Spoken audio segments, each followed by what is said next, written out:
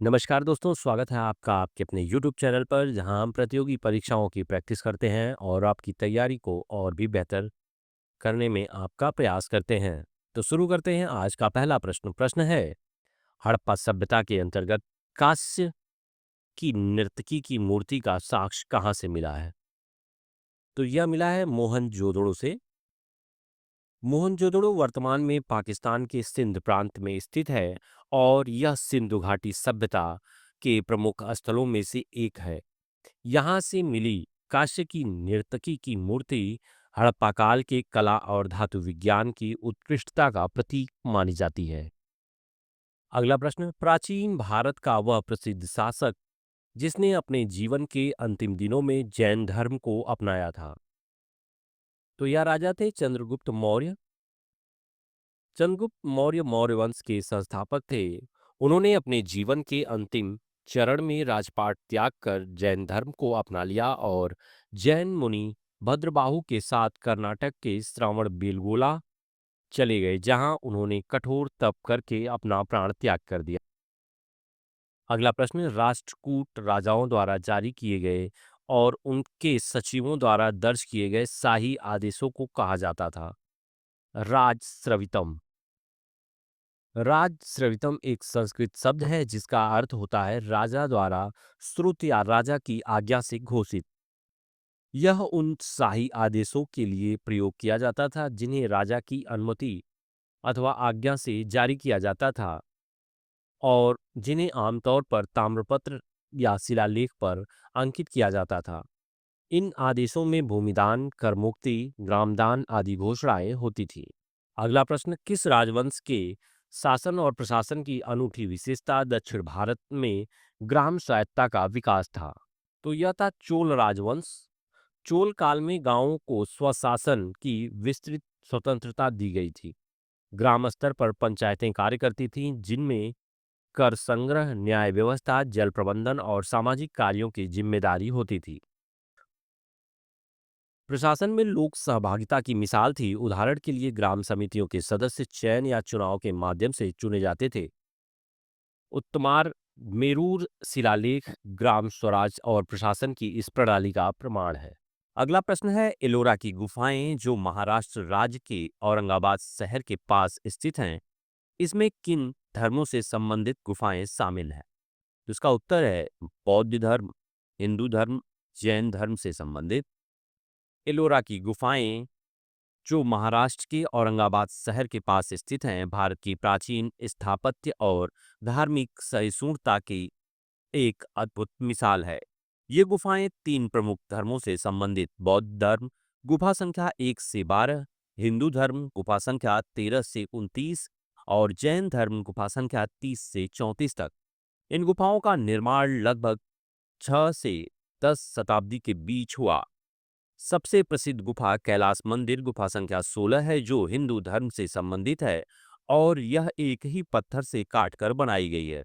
दुनिया की सबसे बड़ी मोनोलिथिक एकात्मक संरचना वाली मानी जाती है। अगला प्रश्न, मदुरई के मीनाक्षी मंदिर का निर्माण किन शासकों ने करवाया था?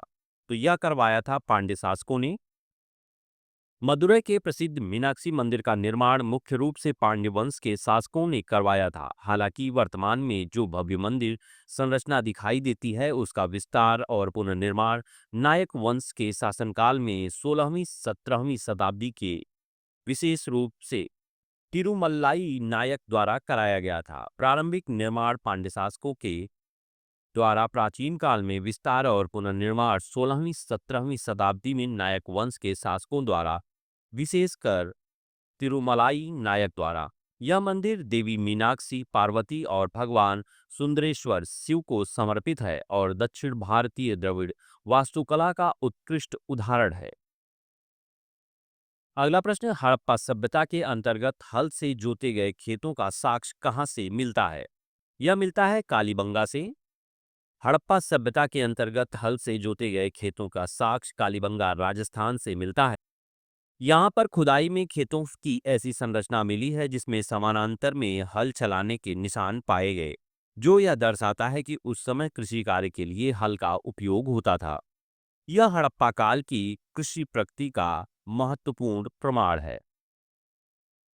अगला प्रश्न, प्राचीन भारत का वह प्रसिद्ध शासक जिसने सुदर्शन झील का जीर्णोद्धार करवाया था, तो यह था रुद्रदामन। रुद्रदामन कुषाण वंश के प्रसिद्ध शासक थे और वे जल प्रबंधन तथा सिंचाई परियोजना के लिए जाने जाते थे। उन्होंने सुदर्शन झील, जो कि गुजरात में स्थित है, का पुनर्निर्माण और सुधार करवाया था। अगला प्रश्न, दक्षिण भारत में बहमनी साम्राज्य के संस्थापक कौन थे, तो यह थे हसन गंगू। दक्षिण भारत में बहमनी साम्राज्य के संस्थापक अहमद शाह बहमनी थे।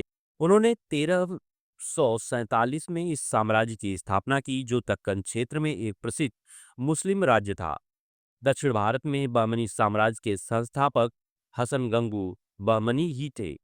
उन्हें बाद में अहमद शाह बहमनी भी कहा जाता है।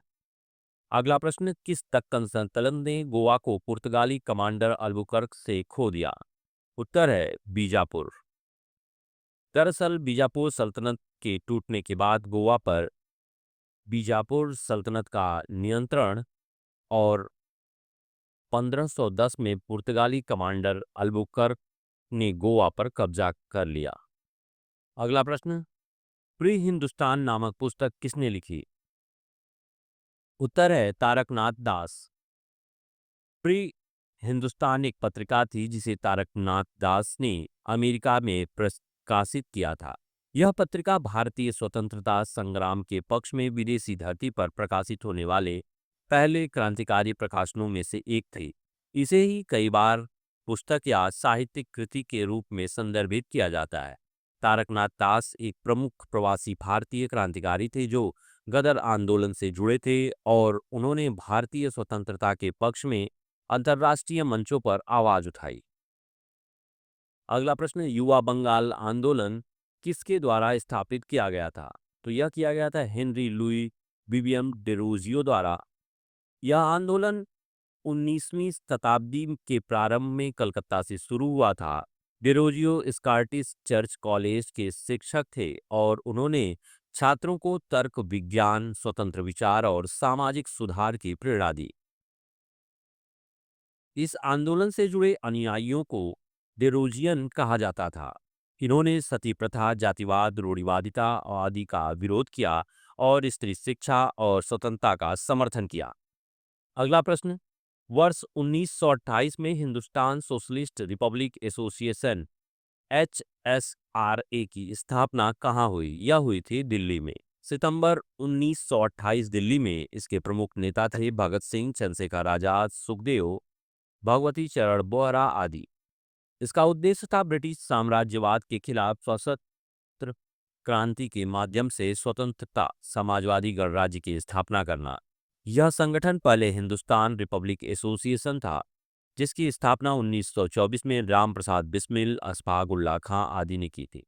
1928 में इसका नाम बदलकर HSRA रखा गया और इसमें समाजवाद को औपचारिक रूप से शामिल किया गया। अगला प्रश्न, भारत में ब्लू वाटर नीति किस पुर्तगाली गवर्नर द्वारा पेश की गई? फ्रांसिस्को डी अल्मेडा द्वारा। भारत में ब्लू वाटर पॉलिसी या नीली जल नीति की शुरुआत पुर्तगाल के पहले वायसराय फ्रांसिस्को डी अल्मेडा ने की थी।